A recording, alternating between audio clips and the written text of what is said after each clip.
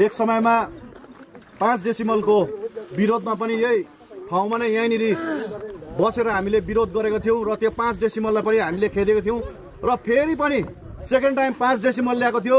यो 5 डेसिमललाई पनि यही सडकमा बसेर यसरी नै हामीले तपाईहरुको यो भिडले खेदेको हो र पोहोरको सालको जुन बोनसको समयमा त्यो समयमा पनि आज यो 4टा डिभिजन यो 4वटा डिभिजनको श्रमिकले 8 गरेर आज हामीले सडक ब्लक गर्दाखेरि सम्पूर्ण मिरिक सौरेनीका सम्पूर्ण टी गार्डन अनि दार्जिलिङका अरू चिया बगानको श्रमिकहरू पनि सडकमा उत्रिएका थियो र यो ताकत चाहिँ यो 4टा डिभिजनको श्रमिकहरूमा छ। यो नबिर्सिनुहोस् तपाईहरुले, यो ताकत तपाईहरुले नबिर्सिनुहोस्।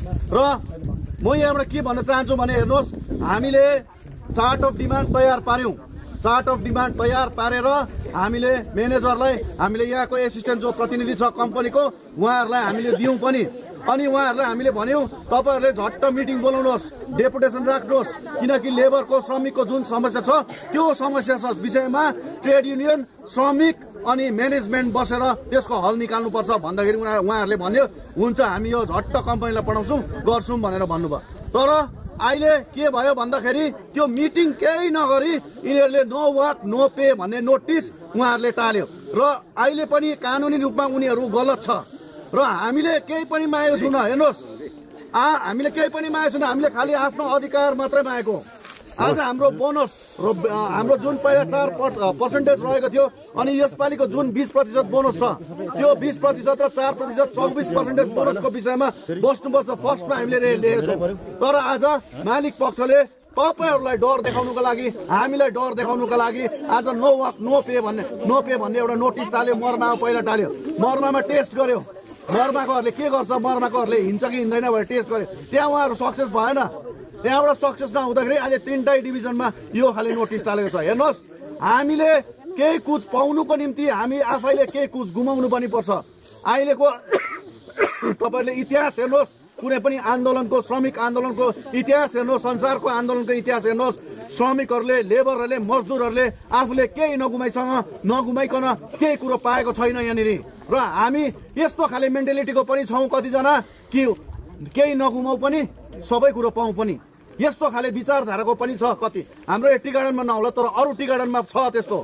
र त्यही कारणले गर्दा यो हेर्नुहोस्, हाम्रो जन्मसिद्ध अधिकार हो। तपाईहरुको यति साह्रो दुःख गर्नुहुन्छ, कष्ट गर्नुहुन्छ। यो चिया बगान हाम्रो हो, यो फ्याक्ट्री हाम्रो हो, यो सबै हाम्रो पिता पुर्खाले बनाएर राखेको। खालि बाहिरबाट जसकोमा पैसा छ उसले पैसा हालेर आएर गरेको मात्रै हो, अरू केही पनि होइन। भोलिको दिनमा यो टी गार्डन बन्द भयो भने पनि हामीले चलाउनु सक्नुपर्छ यो टी गार्डन। आज कतिवटा टी गार्डन चलाइ पनि रहेको छ, कम्पनी बिना पनि चलिरहेको छ। र यस्तो किसिमको हामीलाई डर देखाएर हामीले अस्ति पनि 10 नम्बर यहाँनिर त्रिशुली भवन मिटिङ हुँदा पनि भन्यौँ तपाईहरुलाई अब हामी आज मिटिङ बसेछौँ यो नो वर्क नो पे को लाउँछ है भनेर भन्यौँ। नो वर्क नो पे को नोटिस लायो। अब हामीले त्यहाँ भनेको थियौँ यिनीहरूले कम्पनी बन्द गरेर जस्तै गरेर जान्छ, यिनीहरूले 2-3 दिनको लागि। अहिले छ यहाँ एसिस्टेन्टहरू, उहाँहरू जान्छ 1-2 दिनमा। हेर्नुहोस्, किनकि उनीहरूले जुन प्रकारको जाल रच्छ, जुन प्रकारको षड्यन्त्र गर्छ त्यो हामीलाई पनि पहिला थाहा हुन्छ। किनकि बोनसमा पनि उहाँहरूले गरेकै हो, सबै कुरो छोडछाड पारेर गएकै हो, लास्टमा आउनु पर्यो। र तपाईहरुलाई यति हामी आज यो समयमा चाहिँ किन हामीले पहिलो पत्ती टिपाइ त इम्पोर्टेन्स हो, एकदमै महत्त्वपूर्ण कुरो हो भन्दाखेरि चाहिँ दसैँमा दुनियाँभरको मान्छेलाई परेशान गरेर दुनियाँभरको मान्छेलाई तकलिफ दिएर त्यति बेला हामीले बाटो रोक्नु धरना गर्नु राम्रो हो कि अहिले गर्नु ठिक हो? अब त्यति बेला गर्दा के हुन्छ भने तपाईहरुलाई पनि थाहा भएको कुरो हो, अक्टोबरको समयमा बोनसको समयमा न चियापत्ती हुन्छ न के हुन्छ, रुखो सिजन हुन्छ। त्यति बेला सबै फसल त लगिसकेको हुन्छ, करोडको फसल लगिसकेको हुन्छ मालिकले। अब त्यति बेला कराउँदा हुन्छ? त्यति बेला कराउँदा के हुन्छ भने तपाईहरुको हाजिरा मात्रै काटिन्छ, काममा पनि जाँदैन। अब सडकमा उत्रिन्छ, आन्दोलन गर्नु पर्यो। बिचरा दसैँको समयमा घरको टेन्सन अलग्गै हुन्छ, दसैँ कसरी मनाउनु अलग्गै टेन्सन। यता दुनियाँभरको मान्छेहरूलाई गाडी रोकेर स्ट्राइक गरेर परेशान हामीले गर्दाखेरि अरूलाई पनि हामीले तकलिफ दिइरहेको हुन्छ। तर यो यस्तो समय हो जुन समयमा हिजोको दिनमा मालिक पक्ष अक्टोबरमा चाहिँ मालिक पक्ष मजबुत हुन्छ, हामी कमजोर हुन्छौँ। तर यो समयमा चाहिँ हामी मजबुत छौँ, मालिक पक्ष कमजोर छ। मालिक अस्तिरै गएर मार्केटिङको लागि देश विदेशमा गएर यो फर्स्ट प्लसको बेच्नुको लागि फिटिङ गरिसकिसकेको छ। कतिवटा ठाउँबाट पैसाहरू उठाइसकिसकेको होला, कतिवटा देशबाट बाहिर देशतिरबाट पैसा उठाइसकेको होला। तर यहाँनिर यो फर्स्ट क्लास तपाईँहरूले टिप्नु भएन भने तपाईँ हामी के डुब्छ मालिक डुब्छ यहाँनिर। तर हाम्रो उद्देश्य मालिकलाई डुबाउनु पनि होइन, हाम्रो उद्देश्य मालिकलाई डुबाउनु पनि होइन। मालिकलाई पनि नाफा हुनुपर्छ यहाँनिर र मालिकलाई नाफा भयो भने श्रमिकलाई पनि नाफा हुन्छ। तर यहाँनिर के गर्दैछ भने नाफा खालि एक पक्षलाई मात्र भइरहेको छ, मालिकलाई मात्र भएको छ। तर श्रमिकलाई छैन, केही छैन। न त यहाँ अहिले हाम्रो टी गार्डनमा यति साह्रो यो हाम्रो हिमाल काकाले बारम्बार भन्छ अब तपाईँहरूलाई सिरकुना र चाबुक लाएर काम लाउनु मात्रै बाँकी छ। अब यहाँनिर अरू केही छैन, त्यति लाउनु मात्रै बाँकी छ, सबै गरिसकेको छ। बदलीमा काम पाउँदैन, कम्ता झगडा परिसक्यो हामी, बदलीमा काम दे भनेर। बिचरा कतिजना बहिनीहरू हामीसँग नराम्रो भएर गयो, केही गरिदिनु सकेन यो दाजुहरूले, केही भनिदिनु सकेन। कतिजना बिचरा मुम्बईमा छ अहिले, मुम्बईमा दिल्लीमा काम गर्दैछ। आज हेर्नुहोस् उनीहरू यस्तो स्थिति छ, आज हामी नराम्रो भइरहेको छौँ र यस्तो सिचुएसन यस्तो अवस्था स्टाफहरू घटाइसकिसक्यो। हेर्नुहोस् अन्त काम कसले गर्ने?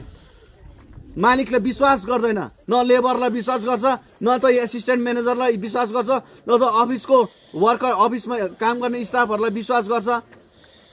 यस्तो प्रकारले यस्तो प्रकारको झालमुरी कम्पनीले कहिलेसम्म चलाउँछ? यिनीहरूले एक न एक दिन बन्द गर्छ। हेर्नुहोस् यो पाराले भने एक न एक दिन बन्द गर्छ, आज नबन्द गर्ला एक न एक दिन बन्द गर्छ यिनीहरूले। तर अब हामी तयारी हुनुपर्छ। यिनीहरूले हामीलाई हाम्रो एउटै कमजोरी यिनीहरूले पक्रेको छ, कमान बन्द गर्यो भने यिनीहरूले केही गर्नु सक्दैन। यिनीहरू लास्टमा भुइँमा आउनुपर्छ, यिनीहरू हाम्रो अगाडि हात जोडेर आउनुपर्छ भन्ने यिनीहरूको मानसिकतामा छ। तर यो मानसिकता अब हामीले हटाउनुपर्छ, यिनीहरूको दिमागबाट हटाउनुपर्छ। अब श्रमिकहरू चाहिँ खालि यो चिया बगानमा मात्रै निर्भर छैन भनेर। र आज हामी लड्यौँ न भने मैले अस्ति भनेको थिएँ हाम्रो धेरैभन्दा धेरै दिदी बहिनीहरू मुम्बई दिल्लीमा काम गरिसक्यो इभन। र हामी यहाँबाट हामी अनुरोध गर्न चाहन्छौँ कम्पनीलाई, यहाँको जिटिए सरकारलाई, यहाँको सम्पूर्ण ट्रेड युनियनलाई, राज्य सरकारलाई, केन्द्र सरकारलाई, एमएलएलाई, एमपीलाई, सभासदहरू सबैलाई हामी बिन्ती गर्दछौँ यहाँबाट। र यो लडाइँ हाम्रो निरन्तर जानेछ जबसम्म मालिकले हामीले पाउने अधिकार जुन प्रकारले हामीले उहाँहरूलाई डेपुटेसन दिएको छौँ त्यो अनुसार बात गर्दैन, त्यो अनुसार हामीले पाउँदैछ। यो आन्दोलन लगातार जानेछ र भोलिको दिनमा यो आन्दोलन सडकमा पुग्यो भने त्यसको जिम्मेवार चाहिँ उहाँहरू हुनुपर्छ।